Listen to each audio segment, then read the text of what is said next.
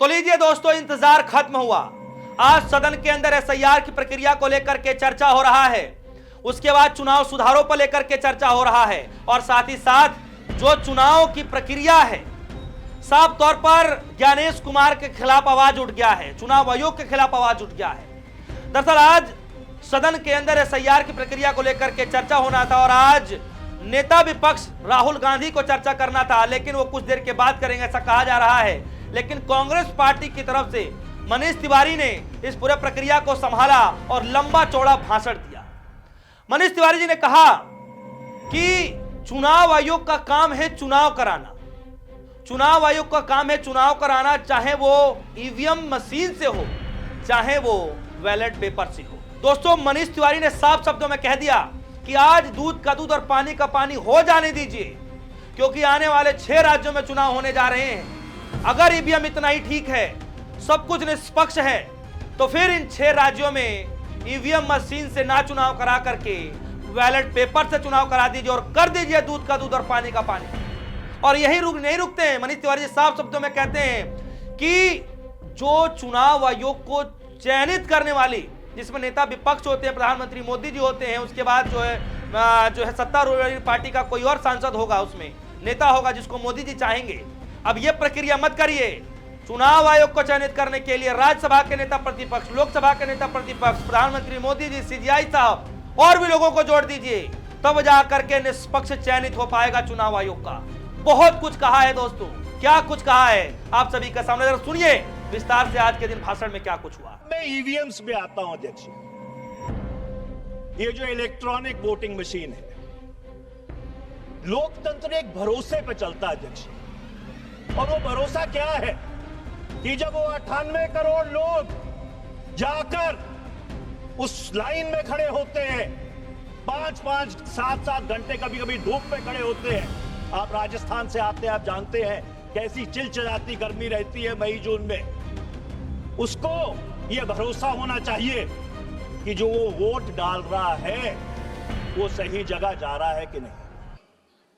और आज इस देश में बहुत लोगों को ये चिंता है। मैं ये नहीं कह रहा कि ईवीएम मैनिपुलेट हो रहे हैं, मैं ये कह रहा हूं कि लोगों को इस बात की चिंता है कि ईवीएम मैनिपुलेट हो सकते।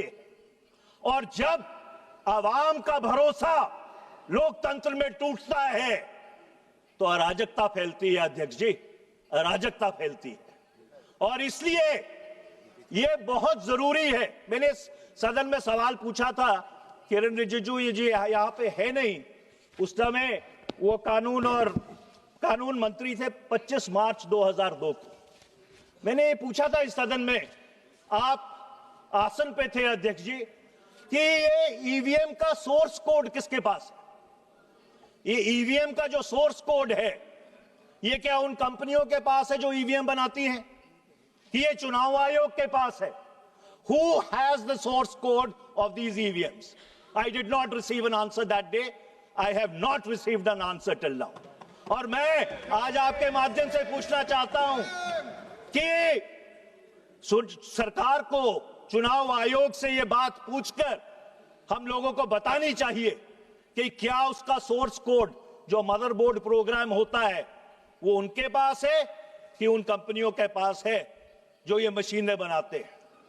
और मैं अध्यक्ष जी बहुत जिम्मेदारी से यह बात कह रहा हूं कि इसका ये जो लोगों में आशंका है, इसको हल करने के 2 ही तरीके हैं। या तो 100% वीवीपैट की काउंटिंग, 100% वीवीपैट की काउंटिंग हो, और या जो उससे बढ़िया सोल्यूशन है कि हमको पेपर बैलेट पे वापस चला जाना चाहिए।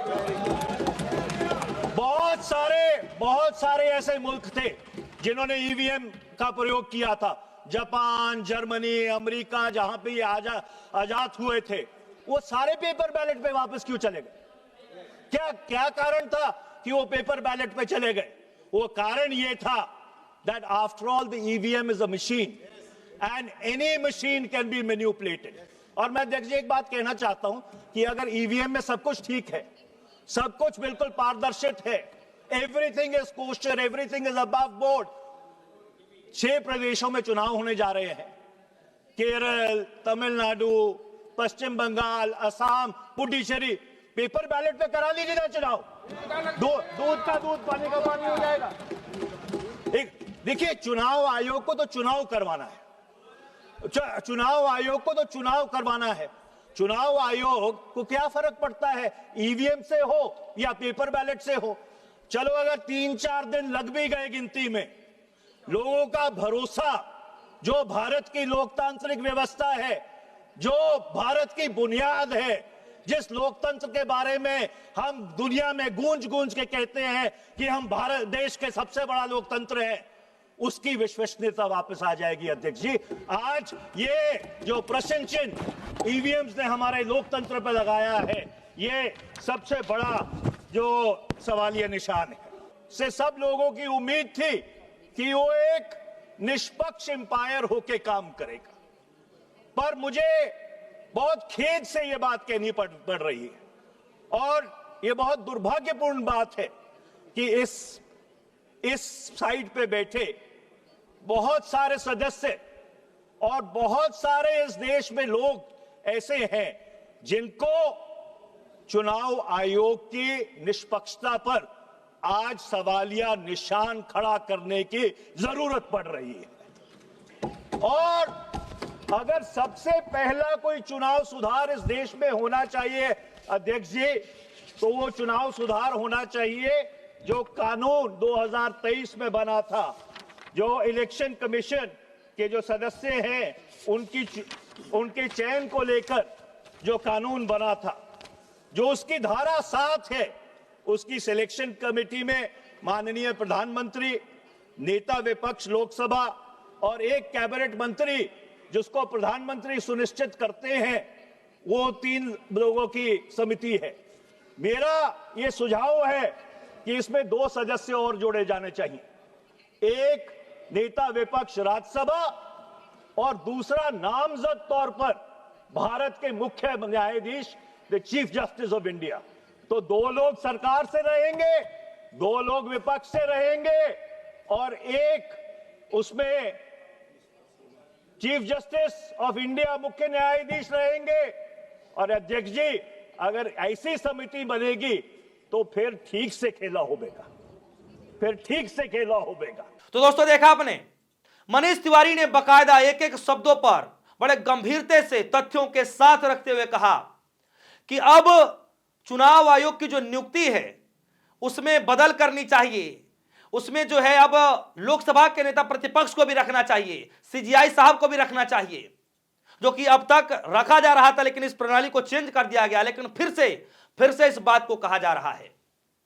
साफ शब्दों में मनीष तिवारी साहब ने कहा कि ज्ञानेश कुमार को हो या फिर चुनाव आयोग का जो काम है वो काम है चुनाव कराना, चाहे चुनाव ईवीएम मशीन से हो, चाहे चुनाव जो है बैलेट पेपर से हो, किसी प्रक्रिया से चुनाव हो जाने दीजिए देरी, 2-4 दिन देरी ही तो होगा, लेकिन हर बार के मसलों पर इस बार फुल स्टॉप चुनाव आयोग को लगा देना चाहिए।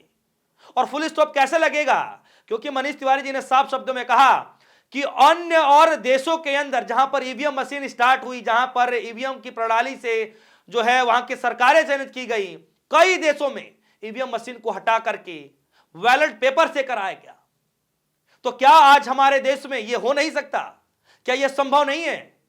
इसीलिए मनीष तिवारी जी ने कहा कि अब चुनाव किसी भी प्रक्रिया से हो, चुनाव आयोग का काम है चुनाव कराना, किसी प्रक्रिया से हो, ईवीएम मशीन से हो, बैलेट पेपर से, डजंट मैटर, आपको सिर्फ चुनाव कराना है। हो जाने दीजिए 2-4 दिन देरी, लेकिन जनता के जो सवाल हैं कम से कम उस पर फुल स्टॉप लग सके, करा दीजिए। आने वाले 6 राज्यों में चुनाव होने जा रहे हैं।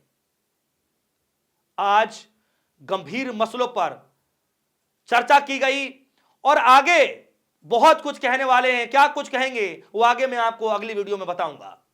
दोस्तों, इस खबर पर आपकी क्या राय है? जो भी राय होगी वीडियो कमेंट सेक्शन में जाइएगा, अपनी राय जरूर रखिएगा। फिलहाल के लिए दीजिए इजाजत। देखते रहिए न्यूज़। धन्यवाद।